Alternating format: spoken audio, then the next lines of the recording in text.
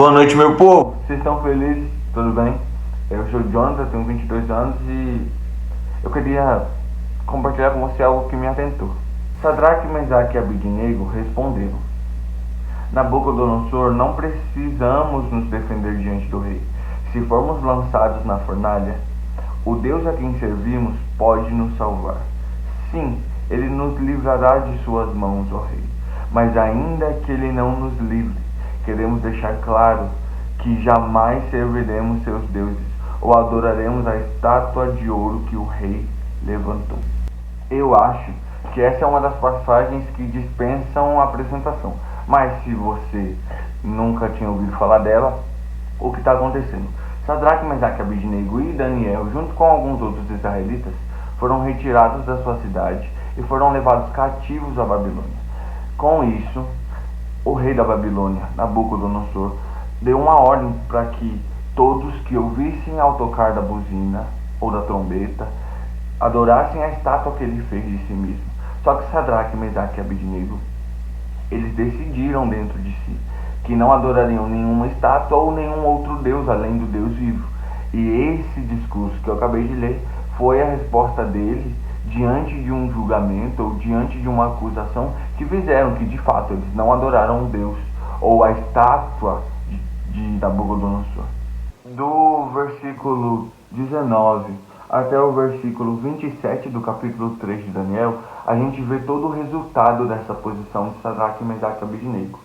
E a Bíblia vai dizer que Nabucodonosor fez uma coisa que era meio atípica naquele momento. Ele pediu para que esquentassem a fornalha 7 vezes mais. Tanto que os soldados que levaram os 3 meninos para a fornalha morreram. E uma coisa faz com que eu pense, é que Deus vai usar a fornalha para mudar você. Mas antes de entrar na fornalha, você precisa perceber o milagre. Por quê? E não só o milagre, mas a participação do próprio Deus. Porque se você fosse qualquer outro soldado, debaixo da fornalha que você está, você já tinha morrido. Os soldados de Nabucodonosor morreram, mas os soldados do Deus vivo não. Então, Deus quer usar essa fornalha para mudar você. Ele quer tirar de você tudo que não é seu, tudo que você não deveria ter. Talvez você pode me dizer: Jonathan, para você é fácil dizer, porque você não está na fornalha. E eu acho que a fornalha tem muito isso, sabe? É tão quente ou é tão desesperador que abafa até a nossa própria identidade. Até mesmo, talvez, o discurso que a gente tinha feito de adorar um Deus vivo. E eu vim aqui para te lembrar isso, porque talvez o caos que você esteja vivendo, talvez você pode ter se colocado no caos. Mas Deus quer usar esse caos para mudar você. Talvez você se sinta assim, você se sinta preso nessa confusão toda. Mas o que Deus quer é que você perceba que você está amarrado e o que você deve se soltar, ou o que você deve permitir com que o fogo queime. Entendeu? Porque é dentro da fornalha que Deus separa os homens dos meninos. Acho que talvez, se você estiver dentro desse lugar abafado, desse caos que a fornalha é, você deva perguntar para o Senhor: Senhor, o que você quer de mim? O que de fato você quer fazer em mim? O que você quer fazer através de mim? Porque talvez eu não esteja entendendo, mas Senhor, eu estou aqui. Se o Senhor me colocou aqui, é para mim aprender. E eu vou ser sincero para você. Eu acho que o ato das coisas serem queimadas em nós na fornalha, a fumaça da nossa carne queimando, a fumaça de tudo que não é para estar lá se queimando, faz com que nós possamos pensar que o Senhor não está lá com a gente. Porque nós só estamos vendo os nossos pecados, o que o Senhor está tirando. E talvez a gente não esteja vendo o próprio Senhor. E isso é muito importante da gente pensar. Porque você pode ter entrado sozinho na fornalha, mas só que você dentro dela não está sozinho. Sadraque, Mesaque e Abednego mostra isso. Por quê, Jonathan? Porque o discurso de Nabucodonosor no versículo 24 foi o seguinte: Não foram 3 os homens que amarramos e lançamos na fornalha? E responderam: Sim, rei. Olhem, disse ele, vejo 4 homens desamarrados andando no meio do fogo, sem sequer se queimar. e o quarto homem se parece com o Filho de Deus. Então, irmão, se você foi colocado diante da fornalha, se a fornalha está queimando algo em você, é porque é para de fato você estar lá. E você reconhecer que o próprio Senhor está com você. Se algo semelhante alguém semelhante ao Filho de Deus está lá, eu não sei o que você pode pensar, mas eu sei o que eu acredito, é que o próprio Senhor está lá com você. E isso é muito importante a gente pensar, porque no meio do caos e do desespero a gente começa a acreditar que a gente está sozinho. E assim como Jeremias diz que o vaso na mão do olheiro ele se deforma, ou ele se refaz, um dos processos de refazer um vaso é de fato ser lançado no fogo, para que ele possa estar firme. Então a fornalha serve para que você tenha firmeza do que o Senhor colocou dentro de você. Isso é muito importante,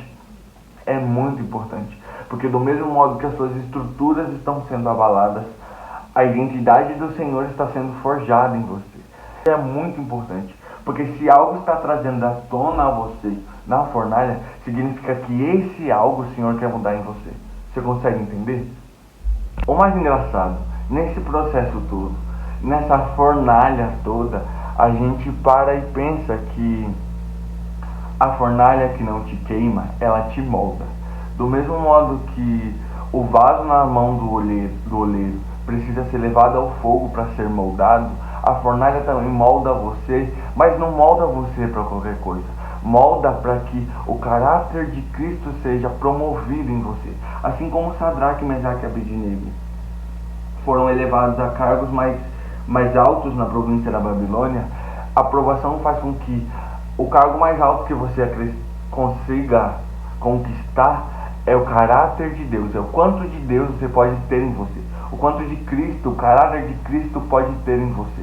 Então, irmão, eu acho muito importante a gente começar a pensar que se nós estamos debaixo de circunstâncias que tiram de nós, situações que tiram de nós o quanto de carne nós temos, significa que Deus quer tirar a nossa carne e colocar o quanto de Cristo pode ser acrescido em nós.